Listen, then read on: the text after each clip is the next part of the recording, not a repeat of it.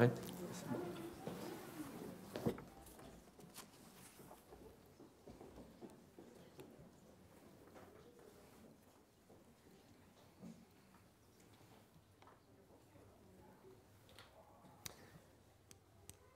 Voilà, bonjour à chacune et à chacun.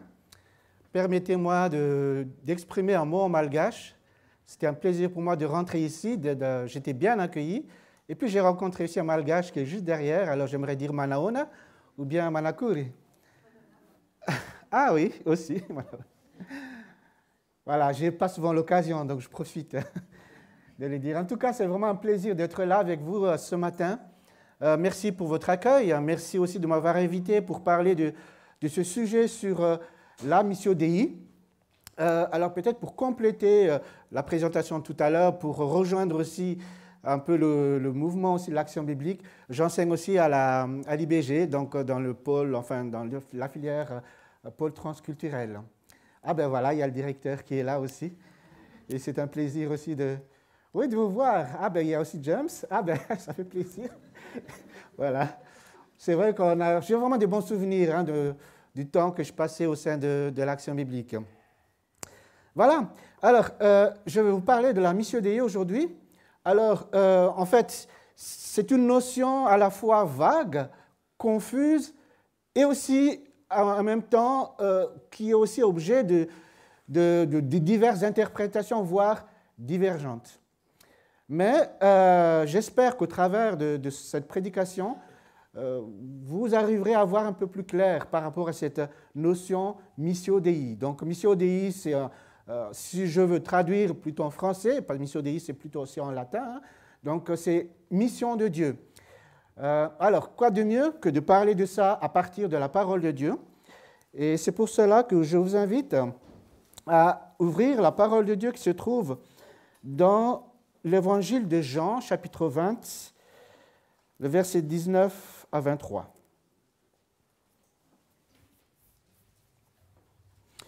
En fait, il s'agit ici du jour de la résurrection, donc de l'apparition de Jésus à ses disciples le jour de sa résurrection. Ce même dimanche, dans la soirée, les disciples étaient dans une maison dont ils avaient verrouillé les portes parce qu'ils avaient peur des Juifs. Jésus vint, il se trouva là, au milieu d'eux, et il leur dit « Que la paix soit avec vous ». Tout en disant cela, il leur montra ses mains et son côté. Les disciples furent remplis de joie parce qu'ils voyaient le Seigneur. « Que la paix soit avec vous », leur dit-il de nouveau. « Comme le Père m'a envoyé, moi aussi je vous envoie. » Après avoir dit cela, il souffla sur eux et continua, « Recevez l'Esprit Saint. Ceux à qui vous remettrez leurs péchés en seront tenus quittes, et ceux à qui vous les retiendrez en resteront chargés. » Alors j'aimerais surtout insister sur le verset 21 et la deuxième partie du verset 21. « Comme le Père m'a envoyé, moi aussi je vous envoie. » On voit tout de suite ici une notion d'envoi. Et vraiment tout à l'heure, dans l'introduction, cette notion d'envoi a été déjà aussi annoncée. Donc déjà dans Romains chapitre 10, oui, que comment entendront-ils comment recevront-ils voilà, nous sommes envoyés pour que les autres puissent entendre la bonne nouvelle. Et puis dans Matthieu 10, donc de nouveau chapitre 10, voilà, nous sommes envoyés au milieu des brebis, enfin au milieu des loups aussi. Et il y a cette notion d'envoi qu'on retrouve dans les deux passages bibliques qui ont été soulignés tout à l'heure. Et de nouveau ici, il y a cette notion d'envoi. Et en fait, cette notion d'envoi montre directement une signification de ce qu'on appelle justement Missio Dei. Sans que la notion d'envoi renferme la notion de mission, parce qu'il y a d'autres termes aussi qu'on trouve dans la Bible pour parler de la mission. On peut parler de termes de témoignage, on peut parler d'autres termes aussi, mais la notion d'envoi, c'est une des notions qui permet d'expliquer vraiment ce que c'est que la Missio Dei. Et d'ailleurs, c'est ce passage-là qui a, dans l'histoire, qui a donné le tournant par rapport à cette compréhension de la mission de Dieu. Parce que ça s'est passé un peu dans les milieux du XXe siècle, durant la période où il y avait toute une série de missionnaires qui étaient renvoyés d'un pays. On commençait à constater le déclin moral en Europe, et puis en même temps, il y avait aussi, justement, par rapport à la décolonisation, où les églises dans les pays du Sud commençaient aussi à retrouver les pays dans lesquels ces églises implantées dans les pays du Sud retrouvaient leur indépendance. Alors là, on commençait à penser à l'autonomie des églises locales dans ces pays-là. Alors il y avait toute une réflexion durant cette période, mais en se disant, mais c'est quoi l'avenir de la mission? Et puis il y avait une conférence qui a été organisée, intitulée, voilà, l'obligation missionnaire de l'Église. En disant, mais oui, c'est quoi, comment continuer la mission dans ce monde? Mais en fait, c'est durant cette conférence qui a eu lieu, c'était en Allemagne, qu'on s'est rendu compte que, en fait, la mission commence tout d'abord par Dieu lui-même. Et que c'est Dieu qui a d'abord pris l'initiative d'envoyer Jésus-Christ, et Jésus, c'est le modèle de la mission. Et il a envoyé Jésus-Christ, et Dieu le Père, Dieu le Fils envoie le Saint-Esprit, et après, le Dieu trinitaire envoie l'Église. Et on voit déjà au travers de ce passage que la mission commence par Dieu qui envoie. Donc l'origine de la mission, c'est l'envoi. Alors, l'origine de la mission, c'est Dieu, pardon. Alors, j'étais surpris en bien de voir sur votre site, en fait, c'est quelques mots. Un cœur pour l'Évangile au cœur de Genève.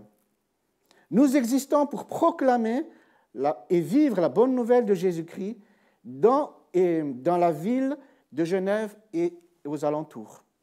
La mission, c'est aussi notre vocation. Et d'ailleurs, c'est ce passage-là aussi que j'ai retrouvé donc sur votre site de Jean 20, verset 21. Donc, c'est quoi la mission? Donc, si vous pouvez dire que votre mission, c'est ça, c'est parce que c'est d'abord Dieu qui a initié cette mission. C'est parce que c'est d'abord Dieu aussi qui a bâti cette Église. Et quelque part, votre Église s'inscrit dans le prolongement de cette mission. Parce que quand Jésus dit « Comme le Père m'a envoyé, moi aussi, je vous envoie », il s'adresse à ses disciples. Et par extension, il s'adresse à l'Église avec un grand E. Et par extension, aussi, il s'adresse à toutes les églises qui confessent et qui proclament Jésus-Christ. Et encore par extension, à tous les chrétiens qui suivent et qui reconnaissent Jésus-Christ dans leur vie. Et j'étais vraiment encouragé aussi de voir ces titres-là et aussi ce développement sur votre site. Alors, par rapport à cette notion de missio Dei, je vous ai dit avant qu'il y avait aussi un problème, parfois des divergences par rapport à ça, parce que vu que la mission commence par Dieu, et c'est Dieu qui implique l'Église, comme le Père m'a envoyé, Jésus a dit, moi aussi je vous envoie, donc l'envoi par le Père, et que l'Église est aussi envoyée, dans l'histoire et selon les tendances théologiques et selon les Églises, il y a aussi parfois des divergences dans le sens que parfois on met uniquement l'accent sur Dieu. Donc le Dieu qui agit dans la justice, le Dieu d'amour, donc il y a aussi des actes de compassion, et quelque part l'Église devient insignifiante. Et puis, dans une tendance aussi, on met vraiment l'accent tellement sur l'Église que finalement, la notion de Dieu à l'origine de la mission est un peu oubliée ou négligée. Donc finalement, tout dépend de notre effort. Donc c'est dans ces deux tendances-là que, je dirais, la position évangélique se trouve. Il y a quelque part un équilibrisme entre cela. Et une des particularités dans le milieu évangélique, c'est justement le rôle de l'Église. Alors ce n'est pas l'Église qui sauve, mais l'Église est témoin du salut. Et c'est là il y a une différence par rapport à cette déclaration de Jésus, comme le Père m'a envoyé, moi aussi je vous envoie. C'est Jésus qui est le sauveur. C'est Jésus qui accomplit le salut. Et il envoie l'Église. Mais l'Église n'est pas celle qui sauve, l'Église est témoin de ce salut. Et on voit par cela que la mission fait même partie de la nature de l'Église, parce qu'elle est envoyée par Dieu dans ce monde. Alors, c'est pour ça qu'on parle de la notion maintenant d'église missionnelle. Alors, je ne vais pas reprendre ce terme missionnel. Bon, l'idée, en fait, au départ, ce qui a poussé les gens à utiliser ce terme, c'est que la mission, en fait, on pense à la mission, et en général, la mission a une connotation négative, en tout cas dans le milieu séculier. Et puis, quand on pense à la mission, on pense automatiquement, ou bien souvent, à la mission au loin. Alors, on a changé ce terme dans le sens qu'on a utilisé le terme missionnel pour montrer que la mission n'est pas seulement au loin, mais elle est aussi ici, en Europe, même en Suisse. Parce qu'on assiste aussi actuellement même au recul du christianisme. Au début, dans les années 70, il y avait 2 grands blocs en Suisse. Donc, il y a le bloc catholique, il y a le bloc protestant. Et puis, actuellement, ces 2 blocs-là se réduisent. Et il y a un 3e bloc qui vient juste après. Et vous savez quel est ce 3e bloc? C'est des gens qui se disent sans confession. Il y a environ 25% de la population suisse qui se disent sans confession. Alors, ça ne veut pas forcément dire qu'ils ne sont pas croyants, qu'ils sont athées, mais ils se disent sans confession. Donc, là, en fait, l'Église a aussi un rôle à jouer. On est aussi actuellement dans une situation de bouleversement international, avec, vous savez tous, tout ce que la crise sanitaire provoque.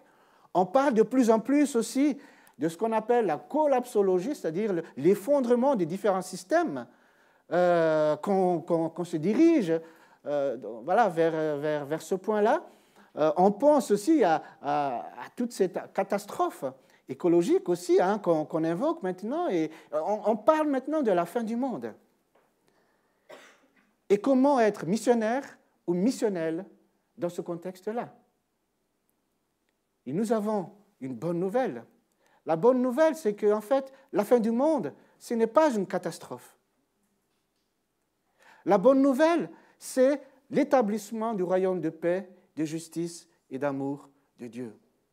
Et l'Église, dans son rôle actuellement situé ici à Genève ou dans d'autres villes, ici en Suisse romande, joue ce rôle de montrer cette bonne nouvelle parce que l'Église est impliquée dans le plan de Dieu pour le salut de l'humanité. Et l'Église joue ce rôle de manifester la présence de Dieu, rendre visible cette présence de Dieu, et en même temps indiquer que la fin du monde, c'est une bonne nouvelle. Que la fin du monde, c'est l'établissement de ce royaume de Dieu. Et comment l'Église peut manifester cela? Donc, c'est là le lien avec la notion d'envoi. Je redis de nouveau, comme le Père m'a envoyé, Jésus l'a dit, moi aussi, je vous envoie. Donc, l'Église elle-même est envoyée. Donc, l'envoi lui-même fait partie de la nature de l'Église. L'Église est envoyée, c'est-à-dire, il y a tout d'abord l'être. Donc, la mission, l'Église est missionnaire ou missionnelle. L'Église en elle-même est missionnaire. Ça fait partie de sa nature. Et on dit souvent, par exemple, des fois on fait aussi le lien entre la mission et l'évangélisation, on dit souvent on va faire l'évangélisation. Mais en fait, si l'Église elle-même est missionnaire, l'Église est aussi évangélisation. Donc la manière de vivre de l'Église fait partie de l'annonce de l'Évangile. Ça veut dire que les relations dans l'Église ou dans les églises doivent être marquées par l'Évangile. Parce que l'Église elle-même est missionnaire. Et l'Église manifeste et proclame l'Évangile dans sa vie. Et en même temps, l'Église est appelée à être en connexion avec le monde qui l'entoure, avec cette ville aussi de Genève. Donc, comment être en connexion avec les besoins qu'il y a là? Et c'est là aussi qu'on a besoin, justement, du Saint-Esprit qui nous dirige, qui nous guide, qui équipe Et quand on voit ce qui se passe dans le livre des Actes, comment le Saint-Esprit a agi pour que l'Église, pour que les disciples que Jésus a envoyés puissent accomplir la mission, on voit que le Saint-Esprit est indispensable. Donc nous avons besoin à la fois d'être connectés au Père, qui est l'origine de la mission, et de refléter Jésus-Christ, ou le ministère de Jésus-Christ, qui envoie l'Église, et en même temps être conduit et équipé par le Saint-Esprit pour rejoindre ce monde. Et en même temps, comme l'Église est envoyée par le Père et le Fils, on peut le dire, l'Église aussi joue un rôle d'envoyeur, enfin celle qui envoie aussi des missionnaires, donc des missionnaires au loin ici je parle, donc des missionnaires qui ont un appel spécifique pour la mission. Donc vous voyez comment cela s'inscrit dans l'histoire de la mission et comment cette parole, ce verset-là, inspire beaucoup de théologiens concernant cette notion de la missio Dei. Ce que j'aimerais dire par rapport à cette notion d'envoi, et qui souligne l'importance de l'Église en tant que missionnaire, c'est que dans cette définition, en tant qu'envoyé, l'Église n'est pas un club de rescapés dans un monde en perdition. L'Église est impliquée dans le plan de salut que Dieu accomplit dans ce monde et dans l'histoire. Donc le rôle de l'Église, c'est d'entrer dans ce projet de Dieu. Dieu est en train de faire quelque chose dans ce monde pour le sauver, pour sauver l'humanité, pour sauver les gens qui sont ici, à Genève, dans ce canton ou même au-delà. Mais votre Église a sa place pour cela. Donc entrez dans cet appel. Entrez dans ce projet que Dieu a pour vous.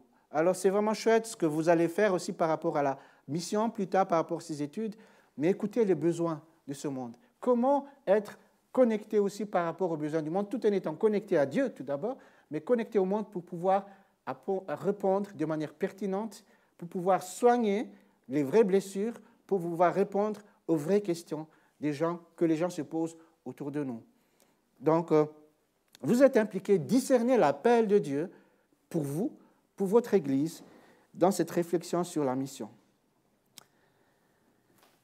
Deuxième implication par rapport à l'Église, en lien avec cette Église envoyée, c'est que l'Église elle-même est une communauté de disciples.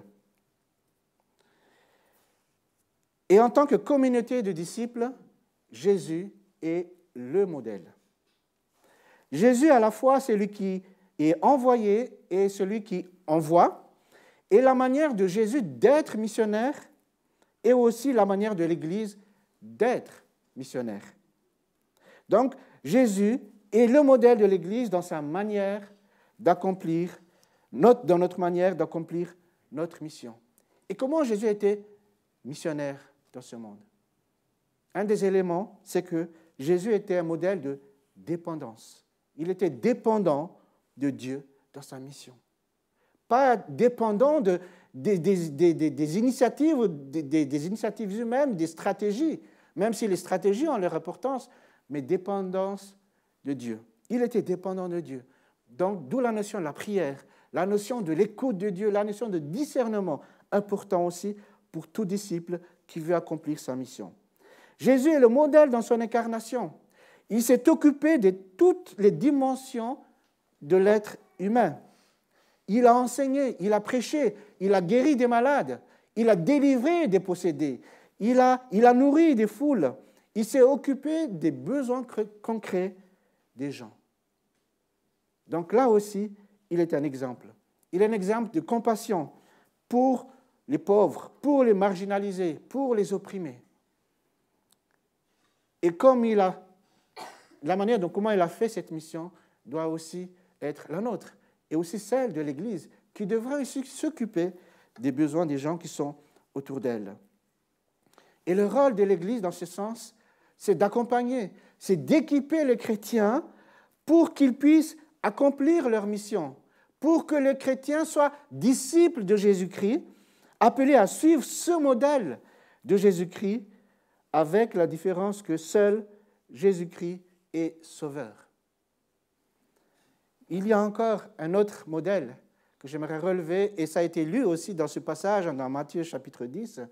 Jésus était aussi un modèle dans la souffrance face à la persécution. Je sais qu'en Europe, on ne vit pas la persécution physique comme ce qui se passe dans d'autres pays, dans plusieurs pays d'ailleurs, mais je constate que c'est de plus en plus difficile de vivre en tant que chrétien dans ce pays. Et je peux même dire qu'il y a aussi la persécution morale. Nous sommes dans un monde où finalement les vérités de Dieu deviennent folie pour le monde, où le mal selon Dieu devient bien pour le monde, ou inversement, le bien selon Dieu devient le mal selon le monde.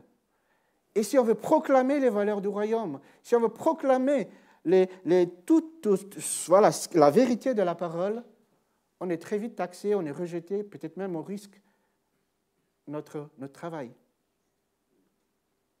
Mais là aussi, Jésus est notre exemple dans la souffrance face à la persécution. Peut-être l'Église va subir aussi cela, mais Jésus l'a vécu. Mais il est aussi notre modèle par rapport à ça. Je dirais que le rôle de l'Église devrait justement devrait aller dans ce sens d'équiper les chrétiens pour qu'ils soient disciples, pas seulement dans l'Église, mais là où ils se trouvent. Pour qu'ils suivent le modèle de Jésus-Christ dans leur lieu de travail, dans leur lieu d'études, dans leur entourage, dans leur lieu de loisirs, dans leur voisinage, partout. Et nous avons tous ici des sensibilités. Et avec notre sensibilité, nous pouvons toucher des gens de telle ou telle catégorie. Nous pouvons avoir un ministère particulier auprès ou au loin. Mais être disciple de Jésus-Christ, c'est de vivre la vie que Jésus-Christ nous donne, et en même temps suivre son exemple, et en même temps être témoin là où ils sont, là où on est plutôt. Donc on est, dans un sens, on est tous missionnaires, dans un sens général, en tant que disciples de Jésus-Christ, parce que nous témoignons Jésus-Christ. D'où l'engagement des chrétiens, malgré les hostilités. Et ces engagements-là, en fait, on peut voir au travers de ce texte que même les disciples, au départ, ont eu des problèmes parce qu'ils étaient mis dans une porte, enfin dans une maison verrouillée, avec des portes verrouillées, parce qu'ils avaient peur des Juifs. Mais on voit ce qui s'est passé après. Quand dans le livre des Actes, ils n'avaient plus peur. Ils ont osé annoncer l'Évangile. Et ce qui a fait la différence, c'est justement ce que Jésus a dit dans ce passage. 2 fois, il est dit dans ce passage que j'ai lu tout à l'heure, que la paix soit avec vous. Il y a la paix de Dieu. Il y a la paix que Jésus donne dans notre témoignage. Malgré les troubles autour de nous, malgré les hostilités que nous pouvons connaître, que nous pouvons rencontrer, nous pouvons vivre ce temps-là dans la paix de Dieu. Et la paix, ce n'est pas une absence de danger, c'est vivre dans la présence de Dieu, même au milieu des hostilités. Et là aussi, on peut être témoin.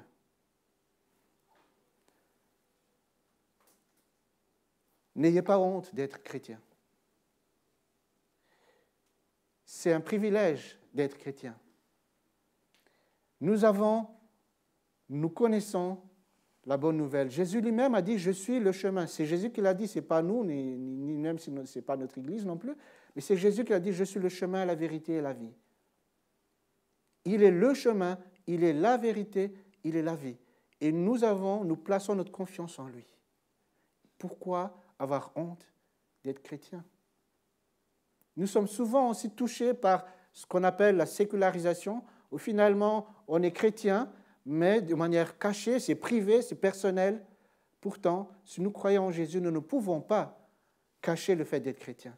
Ça se manifeste dans notre vie, autour de nous. Portez tout haut le flambeau de l'Évangile. N'ayez pas honte d'être chrétien, même là où la situation est tendue, parce que dans ces situations-là, on peut vivre dans la paix, cette paix que Jésus nous donne. On peut vraiment l'expérimenter. Moi, j'ai donné ma vie au Seigneur dans un pays musulman. Et bon, je n'étais pas autant persécuté que les autres, mes frères en Christ, les autres qui sont issus de ce pays. Mais quand même, j'ai vécu ça. Et je peux vraiment vous dire que parfois, quand il y a des tensions dans les discussions qu'on a eues, parce que bien sûr, il y a aussi une notion spirituelle derrière, hein, il y a une opposition derrière, parce qu'on annonce Jésus-Christ, c'est lui qui a tout pouvoir dans le ciel et sur la terre. Il y a une dimension spirituelle qui se passe. Dans ces tensions-là, le Seigneur aussi nous garde et nous donne ce que nous avons besoin pour vivre dans cette situation. Je me souviens une fois, j'ai reçu un œuf sur moi et j'avais la paix. Parce que je sais pourquoi on me lançait cet œuf. Et il y a cette paix que Dieu nous donne dans les moments particuliers. Donc, quand c'est tendu, même quand il y a des hostilités, ce n'est pas forcément, comment dire ça, une excuse pour dire que non, il n'y a pas besoin d'annoncer l'Évangile, il n'y a pas besoin d'être témoin, il n'y a pas besoin de parler de Jésus. Ça peut être aussi une occasion au travers de la paix que nous recevons dans ce moment-là.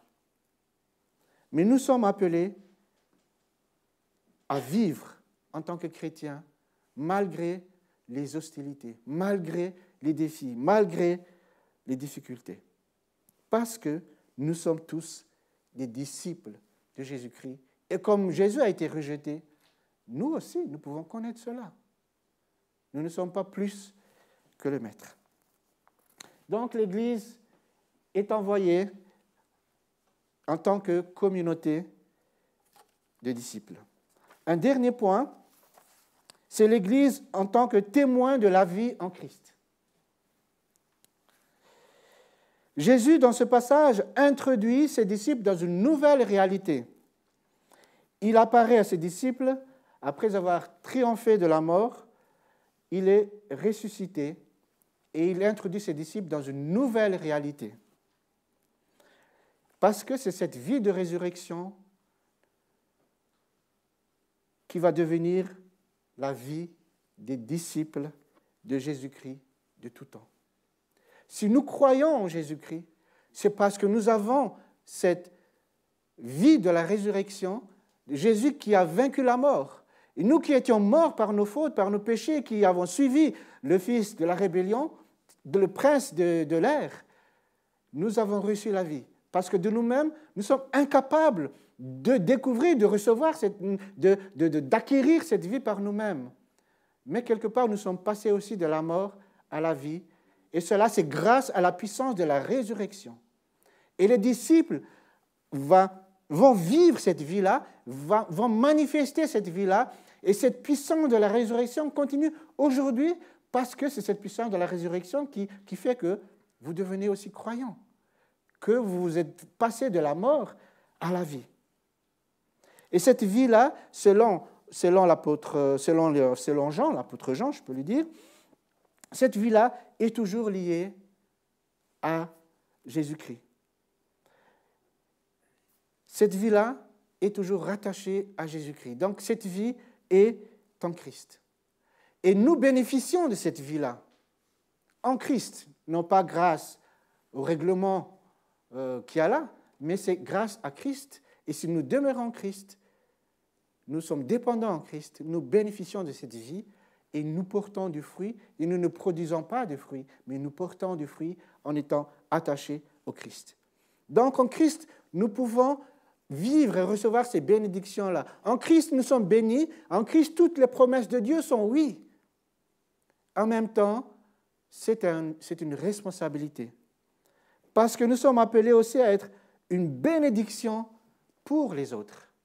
C'est pour ça aussi que nous sommes envoyés, pour être une bénédiction pour les autres. Transmettre cette vie que nous avons reçue grâce à l'œuvre aussi du Saint-Esprit.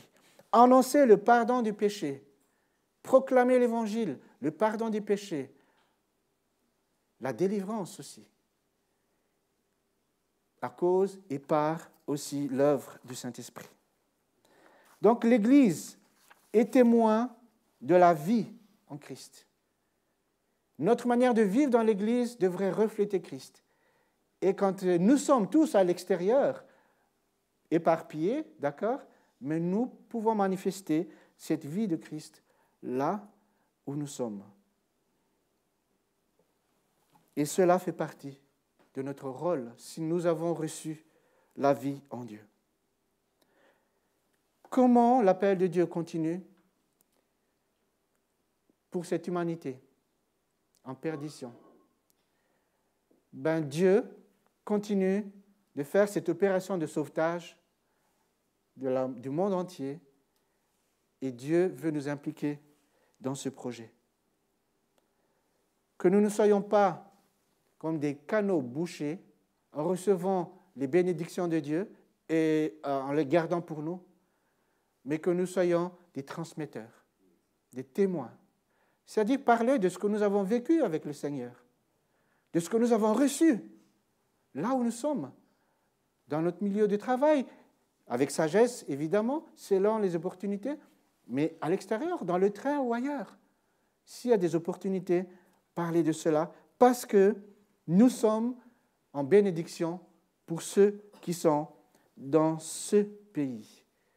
Donc nous sommes tous vecteurs de vie, cette vie que Dieu donne en Jésus-Christ. Si on peut mettre la dernière